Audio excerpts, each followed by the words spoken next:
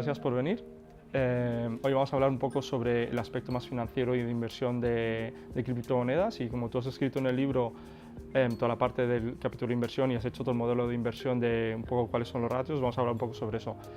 Pero antes de eso, explícanos por favor un poco desde tu punto de vista por qué el Bitcoin, que es un poco el activo o la criptomoneda más conocida, es un activo de inversión, y quizás por qué otras criptomonedas podrían ser activos de inversión o por qué no.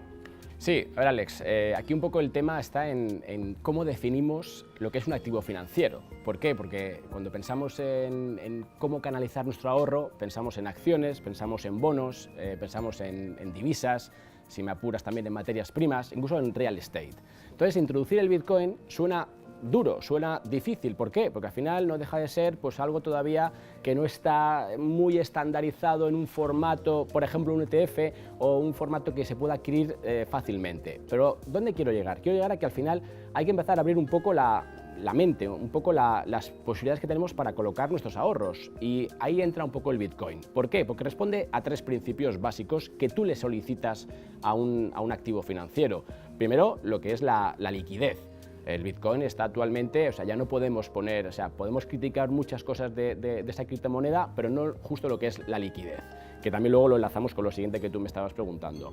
Tenemos que ver cuál es la rentabilidad que ese activo me ofrece y cuál es el riesgo. El riesgo aquí tenemos que medirlo, digamos, en la forma en que la comunidad, que es la que al final está, digamos, haciendo que la oferta y demanda influya en el precio, me da la garantía de que yo cuando quiera recuperar, cuando quiera vender esos bitcoins, pues voy a tener, digamos, posibilidad de hacerlo. Entonces eso ha cambiado mucho. Es verdad que hace unos años, pues digamos, teníamos ciertos problemas, era más difícil, había que irse, pues eso, era un proceso complicado, pero hoy en día ya ese principio ya se ha superado, porque existen esos brokers financieros, existen, digamos, esas exchanges que te permiten acceder, con lo cual tienes que ver que tu perfil de riesgo obviamente no es el mismo que el de un señor que está comprando unas telefónicas para cobrar un dividendo, pero para ese perfil de riesgo que en el 2013 era muy arriesgado, ahora es un perfil de riesgo arriesgado, a secas. Entonces, el Bitcoin nos permite pues, poder empezar a ver algún activo distinto en el cual no vamos a colocar el 100% de mi posición. Luego, si quieres, vemos un poco detalles, si vamos a poder colocar una posición un pelín más pequeña. ¿A cambio de qué? De mayor rentabilidad con un poquito más de riesgo. Entonces, como eso se cumple, el Bitcoin entonces ya debería ser considerado como un activo más de inversión. Las otras criptomonedas que me decía, los otros tokens, pues yo creo que con el tiempo vamos a empezar a verlos también. Claro, hablamos del Bitcoin, hablamos de 15.000 millones, digamos, de capitalización, hablamos de 50 millones de euros que se negocian cada día, o dólares, ahora que están casi con la paridad de 1 a 1. Si vamos a otras monedas, a otras criptomonedas, pues sí que vamos a tener poco a poco incorporaciones. El Ethereum, por ejemplo, es la que ahora más está destacando, y las demás, pues bueno, con más cautela, pero sí que podemos empezar a tener pues, una visión sobre ellas más positiva. Si cogemos al Bitcoin como activo financiero principal inversible en este momento, ¿cuáles ves como las ventajas y desventajas que tiene como activo de inversión? A ver, la primera ventaja es que te descorrelaciona totalmente. O sea, si pensamos en... Vamos a hacernos una cartera donde canalizar nuestro ahorro. ¿Qué pondrías? Pues pondría acciones, pondría bonos, bueno, hay que ver ahora los tipos de interés, pero justo también por eso, porque cada vez tenemos como menos alternativas, el Bitcoin toma importancia. Pero bueno, cogemos acciones, cogemos bonos, cogemos pues oro y cogemos pues real estate. Entonces, ¿cuáles son, digamos, ahí un poco las ventajas que decías? Pues que contra esos activos me descorrelaciona. Es decir, si las acciones suben, hoy pues el mercado sube un 5%, el mercado cae un 5%, el S&P, el IBEX, el Bitcoin no va con eso. Es decir, que su comportamiento respecto al activo de renta variable, de renta fija, a las otras divisas, digamos, fiat, pues no tiene nada que ver. Entonces, eso me permite, como gestión, digamos, de mis ahorros, el poder decir, mira, aquí tengo una pieza, como te decía antes, el perfil de riesgo de cada uno determinará cuánto vamos a invertir, o sea, eso también hay que tenerlo muy claro, porque aquí no podemos meter el 50% de una posición, pero para una posición relativamente pequeña que se adapte a mi perfil, sí que me permite esa descorrelación, esa diversificación también, que sería la segunda ventaja, que es, pues me descorrelaciono con renta variable clásica que tengo en mi portfolio y además consigo un poco de diversificación, con lo cual irían unidas descorrelación, si quieres, y diversificación. ¿Qué consigo? Pues es verdad que voy a incrementar aunque no siempre es cierto, luego si quieres lo matizamos, lo que es la volatilidad de mi portfolio, pero a cambio voy a acceder a una rentabilidad mucho mayor. Entonces, eso es lo que busco, esas serían las principales ventajas. Tengo un activo más que me permite descorrelación y diversificación. ¿Cuál es el inconveniente? Pues que no es para todos los perfiles. Entonces, esa es la verdad, o sea, al final, pues lo que decía, el señor que compra telefónicas, pues no vas a ponerle un 5% en bitcoins. Pues ¿por qué? Pues porque no tiene nada que ver con su perfil de riesgo. Pero si yo tengo un perfil de riesgo un poco, digamos, más agresivo, entonces, y veo las otras ventajas, eso me compensa. Luego también es verdad que un riesgo es el riesgo de, digamos, de acceso. Tú abres tu página de tu banco de toda la vida y puedes comprar telefónicas. El Bitcoin te requiere pues, que tienes que abrirte una cuenta en uno de esos exchanges, es decir, al final tienes que ir a través de una estructura un poco, digamos, más trabajosa, simplemente es eso, es decir, hay que dedicarle un poco más de tiempo. Pero una vez que la tienes y esa opción es segura, entonces ese riesgo también pues, lo puedes de alguna forma mitigar, incluso eliminar. Pero es verdad que ante una posición digamos, un inversor que quiere posicionarse, pues tiene que saber que esas son las ventajas y ese es un poco el inconveniente. Entiendo lo que explicas sobre el Bitcoin como activo de inversión y que eso ya cada uno tiene que valorar un poco si le vale o no le vale, pero uno de los argumentos que se menciona mucho es que la enorme volatilidad que tiene el Bitcoin en realidad pues le da temor a muchísimas personas, es decir, si ahora entro está muy arriba y después baja mucho, o al revés, ¿no? ¿Cómo valoras eso? Sí, a ver, es cierto, o sea, no podemos negar la evidencia, pero también es cierto que en el 2013 la volatilidad, si quieres, a 60 días anualizada era del 180%. Hoy estamos en niveles de 45-50%. ¿Qué es eso? A ver, una volatilidad del 16% anualizada significa, más o menos, para que tengamos una idea, que de media el activo, sea una acción, sea un bono o sea un piso, sube o baja un 1% al día. ¿Vale? Es decir, que si yo te digo el IBEX 35 tiene una volatilidad del 35%, te estoy diciendo que de media sube o baja un 2%, con lo cual ese es mi grado de riesgo, mi volatilidad si quieres. En el Bitcoin, claro, te decía que en el 2013 estábamos en 180% de volatilidad. Eso es una burrada, se movía cada día un 15%, estamos de acuerdo. Hoy sigue siendo elevada, pero ya no es del 180, es del 40-45%. Es decir, que puedes asumir que se puede mover de un día a otro, de media y siempre datos históricos, hablamos eso siempre de hasta hoy, no sé mañana qué es lo que puede pasar, eso será la volatilidad futura, pues de más o menos pues un 2,5%. Entonces, claro, pues sí hay más volatilidad, pero ¿cuál es mi recompensa? Pues que en el 2013 el Bitcoin valía $400 y hoy vale 1.200. Luego entonces, ¿mi TAE cuál es? Pues un 78%. Entonces, eso es lo que me compensa. Obviamente, y volviendo a lo de antes, con un porcentaje muy pequeñito de mi posición. Pero sí es más volátil, eso hay que reconocerlo, pero a cambio de mayor rentabilidad. Y como no voy a colocar todo mi portfolio en esa criptomoneda, entonces saco la parte positiva, que es la rentabilidad. Claro. Si compramos todo eso y decimos que, vale, queremos comprar bitcoins, ¿cómo lo ponderarías en una cartera media?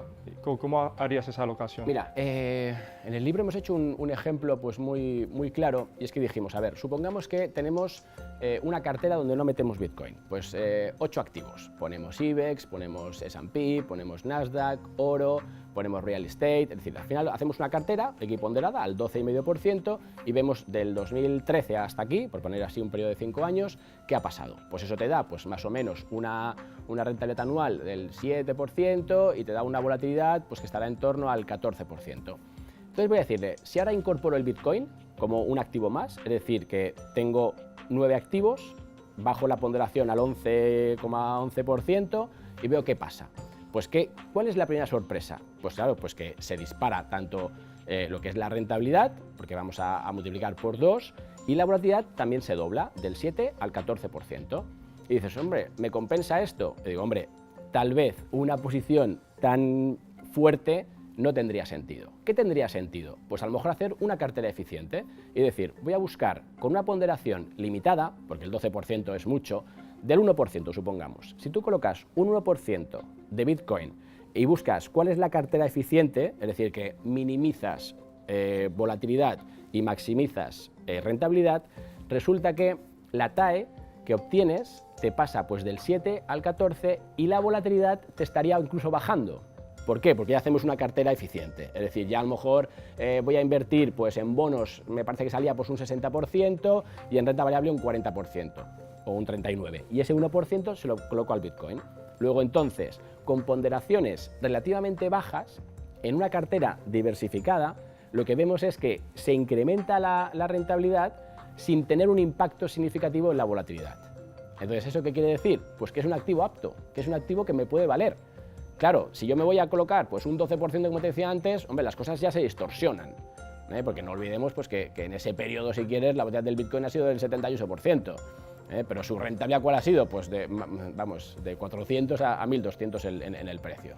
Entonces, eso es lo que hay que mirar. O sea, cuando construimos una cartera, pues ver cuál es nuestro perfil, o sea, qué puedo yo asumir para dormir tranquilo. Entonces, yo con un 20% de Bitcoin no duermo tranquilo. En cambio, con un 1% resulta que estoy incrementando mi posibilidad de rentabilidad sin tocar lo que es el riesgo. Es que eso es lo bonito. Y en el libro pues, hemos puesto un ejemplo que es muy claro, ¿no? Que como dices, caramba, hasta un 5% de peso que le puedo dar al Bitcoin, resulta que no me altera mucho la volatilidad total de la cartera, porque al final se me está compensando con otros activos, como por ejemplo los bonos. Entonces, esa es un poco la idea. En el libro, o sea, yo he escrito más contigo, en el libro hemos escrito juntos el capítulo de inversión, yo he escrito un poco más sobre los fundamentos y cuál es el razonamiento de todo ese mercado. Y tú has hecho todo un magnífico estudio cuantitativo de por qué se puede y se debería invertir en Bitcoin, tal como estás explicando. Pero una vez que estás invertido, ¿cómo gestionas el riesgo de esa inversión que estás haciendo? La verdad es que no tienes tampoco muchos elementos, porque al final es verdad que dentro de esos riesgos, esa rentabilidad, pues tienes que saber controlar, ¿no? Y ver dónde te pueden caer un poco los palos. Entonces, ¿qué se utiliza? Pues se utiliza análisis técnico. Es la mejor forma en la cual tú puedes asignar pues, unos niveles a partir de los cuales quieres salirte. Pues por ejemplo ahora mismo, si tú trazas un canal, una directriz alcista principal, pues verías que mientras que el Bitcoin esté por encima de 960, hay que estar comprado. Aunque realmente el verdadero stop te lo llevarías mucho más abajo. Pasa claro, que tú dices que el stop ¿dónde está? Pues en 300, eso no lo puedes sostener en una cartera. Con lo cual, la forma de controlar el riesgo una vez que tienes abierta una posición, sea especulativa, sea dentro de un portfolio, es con análisis técnico, no tienes otras herramientas. Pero bueno, al final con análisis técnico lo que intento es simplemente que me dé una señal a partir de la cual yo digo, aquí pasa algo, ¿no? Peligro, de repente se me empieza a caer fuerte el Bitcoin, pues me toca mi referencia, pues salgo. Lo bueno es que ya eso puedes hacerlo, incluso hasta puedes hacerlo de forma automática. Es decir, no tienes que estar todos los días mirando tu Bitcoin y viendo a ver cuándo pongo el stop. Entonces, pues es una forma que a mí se me antoja pues, la más fácil para quien toma una posición, pues poderse salir en un momento de caos o saber cuándo tiene que mantener, ¿no? El otro día pues comentábamos, oye, estos niveles de 1200, ¿qué hago? ¿Vendo y tal? Y dice, a ver, no tienes que vender, no hay nada que te dé una señal de venta. Te pones el paracaídas y cuando llegue el momento ya lo soltarás. Entonces, ¿cómo sé cuándo lo suelto? Pues bueno, pues puedes hacer también tus proyecciones. Yo quiero ganar un 20 y quiero arriesgar un 5, pues cuando bajes un 5 pues lo sacas. Haces exactamente lo mismo que harías con una acción, o sea, no tienes una diferencia importante. Una acción puedes tener datos fundamentales, aquí también, pero claro, se te pueden escapar en un momento dado, no sabes lo que está pasando en el mercado de China. Entonces, ¿cómo es la mejor forma? Pues con el precio, pero también lo haces con acción, o sea que no estamos tampoco inventándonos nada. Es aplicar los sistemas de riesgo tradicionales al Bitcoin. ¿Por qué? Porque lo considero como un activo financiero más. Luego entonces todo lo que me aplica para el resto de instrumentos que tengo en mi portfolio los aplico aquí. No hago diferencia, porque ya he pasado el filtro de decir que es un activo financiero invertible. Claro. Pues Javier, muchas gracias. A ver qué nos da este año y en los próximos años la economía descentralizada de las criptomonedas y te agradezco mucho que hayas venido. Un placer.